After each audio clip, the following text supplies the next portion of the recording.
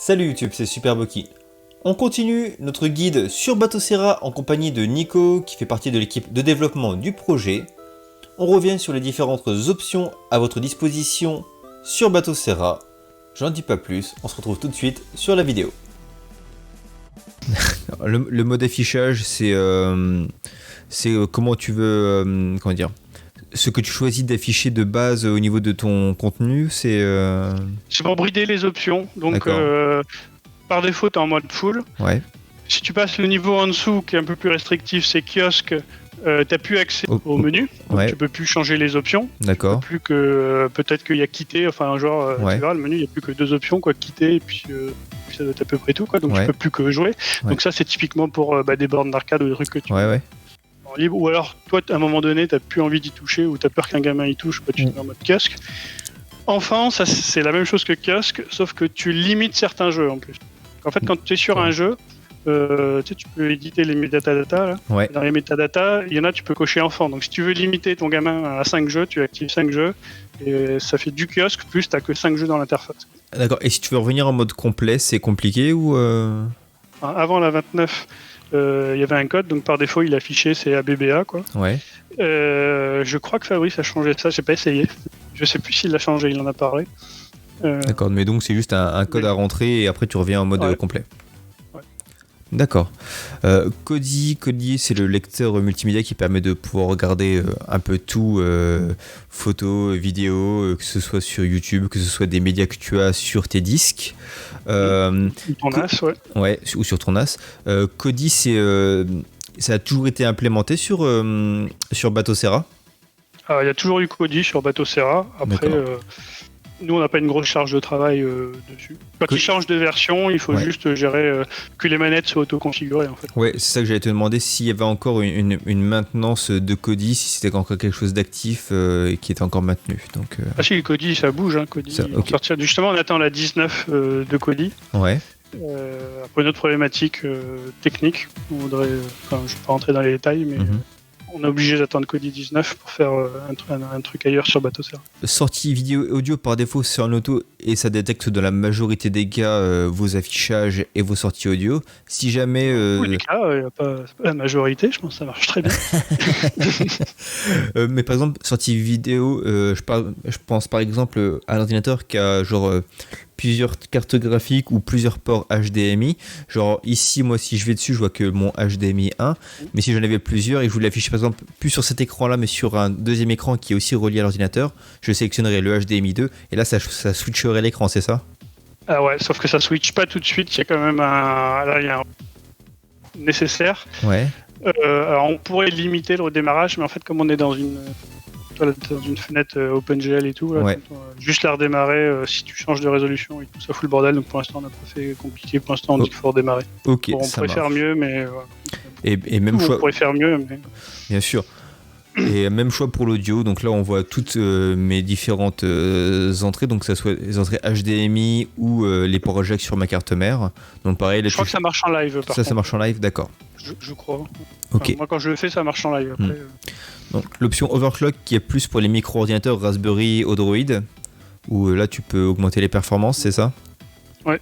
Et c'est vraiment, on va parler du Raspberry, comme tu dis, c'est le truc qui est assez, qui est le plus répandu. Un Raspberry, quand tu prends les options d'overclock, en termes de performance, il y a vraiment un réel ressenti. Ah oui. Alors, sur le 3 déjà, moi je le sentais bien. Alors sur le 4, je l'ai pas trop utilisé, mon Raspberry 4. Ouais. Mais par exemple, des jeux qui passaient limite, ils vont mieux passer. Alors moi, je le fais plus sur le Droid Plus que j'ai. Ouais. Par défaut, alors je sais plus comment il doit être à 2 Go ou 2 Go 2, j'en sais rien. Tu l'overclock à 2,4. Ouais. Alors le Raspberry, le Droid N2, là, il est métallique. Hein, la température baisse très vite, donc même overclocké à 2 Go 4, ça reste stable. 40 degrés, quoi. Ouais, 30 et quelques degrés. Alors qu'à l'inverse, mon Raspberry Pi 4, même pas overclocké, il est à 60 degrés. Il a peut-être un problème, le mien. D'accord. C'est super chaud, quoi. Ouais, mais après, c'est mon boîtier, moi j'ai un boîtier plastique. Ouais, au niveau de la dissipation thermique, c'est peut-être pas forcément ce qui est optimal, quoi. Mais en tout cas, sur le Droid N2, j'overclock sans me poser de questions, je mets au max. D'ailleurs, sur toutes les options proposées sur l'overclocking sur Batocera, sont des options ça monte pas très haut pour pas prendre de risques, en fait. Sur le Raspberry Pi 4, on a limité à 1750. Après, n'importe qui peut aller dans le fichier de config. Oui, puis augmenter, oui. Et se mettre à 2 GHz. Mais par exemple, il y en a plein qui mettent la vidéo à 2 GHz sur Internet. Mais là, il faut rajouter un ventilo. Ouais, vous préférez limiter et garder quelque chose de stable. Parce qu'il faut rappeler quand même que Batocera, même si tu peux bidouiller un petit peu, c'est quand même destiné aussi au plus grand public possible. Et si vous commencez à faire des choses qui sont pas stables ou quoi, les gens seront peut-être un peu perdus, ils seront pas satisfaits au final de leur expérience sur Batocera. Ouais, si on met l'upgrade à GHz, il y a des mecs qui vont le faire et qui vont péter leur truc, quoi. Ouais. À l'inverse, le mec qui vraiment veut mettre 2 GHz, il regarde n'importe quel tuto sur internet, il pourra mettre 2 GHz. Ouais. Et de toute façon, il faudra qu'il branche au ventilo, ces machins et tout, il faudra qu'il bidouille. Donc c'est pas cette dernière modification qui va lui poser problème. D'accord. Concernant les stockages, périphérique de stockage, donc par défaut internal, c'est ta clé USB. C'est la deuxième partition de la clé USB. Ouais, c'est la partition data, quoi.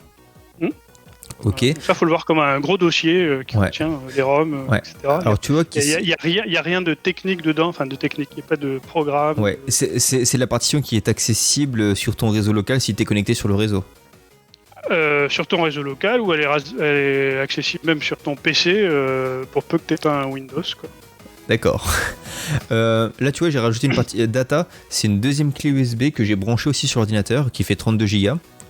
Donc là, si je la sélectionne, ça va déplacer ce qu'il y a sur internal vers data, c'est ça ? Non, ça touche absolument pas aux données.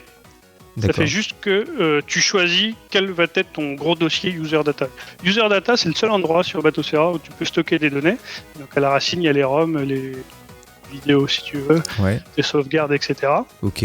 Là, tu choisis sur quel périphérique tu prends. Donc si tu le pointes sur data, il faut redémarrer. Ça pris en compte. Ouais. Et quand tu redémarres, par exemple, si tu avais des jeux sur ta internal, il les verra pas, il prendra ceux qui sont sur ton data. Ah d'accord, ouais, ça change juste le chemin, ça déplace pas les jeux, il faudra les déplacer toi-même. Alors, soit déplacer toi-même, soit il y a une option. Mais sinon, oui, l'idée c'est ça. L'idée, ça sert juste à dire sur quel disque pointent mes données. Ok, très bien. Très bien, compris. Donc c'est quelque chose qui peut être recommandé, genre en gros, tu as ta clé USB pour pouvoir booter sur ton Batocera, et si jamais tu veux pouvoir optimiser tes temps de chargement ou ton stockage, tu mets un SSD d'une bonne capacité ou un truc externe pour pour être maître de ton volume et pas que tout soit fait sur ta clé USB. Il y a des gens que ça rassure d'avoir sur les données à part du système. D'accord. Et dans le périphérique de stockage, est-ce que tu peux directement taper par exemple sur un NAS qui est sur ton réseau ?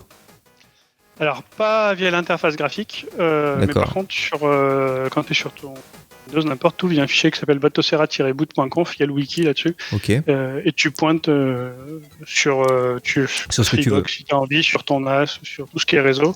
Ouais. D'accord. Ok, c'est bon à savoir. Je mettrai un lien, je pense, dans la description sur le wiki parce que ça peut intéresser du monde. Tu mets directement un lien sur le wiki, il y a énormément de choses dans Ouais. dès qu'il y aura une interrogation, je marquerai allez vers le wiki. Parce que c'est vrai que il est très bien documenté, donc autant s'en servir. En fait, il y a des gens, il y a plusieurs personnes, mais dont Lionel par exemple, qui systématiquement il va mettre l'info dans le wiki parce que les gens posent toujours la même question et ça permet après de directement orienter les gens vers la bonne page plutôt que de répéter à chaque fois qu'il faut faire les choses. D'accord. Ok. Sauvegarder les données utilisateurs, c'est ce qui permet de, je suppose, sauvegarder les données utilisateurs. Ça te permet de sauvegarder quelle partie ? C'est la partie jeu, émulation ou la partie système ? Alors, c'est que la partie user data, donc les données, donc les ROM, etc. Okay. Donc, tout sauf le système. D'accord. Et ça sert à synchroniser deux disques. Ça, je pense que c'est une fonctionnalité qui n'est pas très connue et qui est juste super utile. Je suis sur un Batocera, j'ai des jeux, j'ai une configuration X quelconque. Ouais. Je mets une clé USB, carte SD, ce qui me fait plaisir. Ouais. Alors, je peux la formater depuis Batocera où je l'ai formaté avant, ou même je ne la formate pas, peu importe. Ouais. je peux avoir d'autres données que Batocera. Je fais synchroniser et ça va me synchroniser tout l'user data avec ce disque. Ce qui fait que je peux l'utiliser ensuite, ce disque, comme nouveau support principal pour la data. Voilà, comme périphérique externe du début. Ouais. Donc ça devient en fait un nouveau Batocera sans la partie système. Après, on peut quand même, à l'inverse, je redémarre sur ma partie système. Sur un autre Batocera, je peux copier vers internal. Là, comme tu es sur internal, il ne te le propose pas. Ouais. Sinon, en périphérique SIP, tu as internal et du coup, tu recopies toutes les données en internal. En gros, ça te sert à faire des copies de ta clé. Alors, soit des sauvegardes, en plus, c'est en delta, donc ça va hyper vite. Si tu as rajouté 3 jeux ou que tu as fait 3 sauvegardes, il va te copier que ces 3 jeux-là, ces 3 sauvegardes-là. Ok, du coup, pour l'exemple, admettons, j'ai mon dossier user, où j'ai mes jeux, mes sauvegardes, tout ça, et je me dis, ça me saoule d'utiliser ma clé, je veux utiliser un SSD maintenant, je branche un SSD, je le prends en périphérique cible, ça va copier mon user sur le SSD, après je choisirai en périphérique pour mon data le SSD et j'aurai tout de migrer dessus, c'est ça? Voilà, exactement pareil. Donc c'est super, ouais. Comme ça, en plus, tu auras une sauvegarde sur ton ancienne clé. C'est ça. D'accord. Voilà YouTube, c'est tout pour aujourd'hui. On se retrouvera dans une dernière vidéo avec Nicolas pour parler des options système de Batocera. Si tu as aimé mon contenu, n'oublie pas de mettre le pouce bleu, de partager et de t'abonner. Je te dis à très bientôt pour de nouvelles vidéos. Salut YouTube!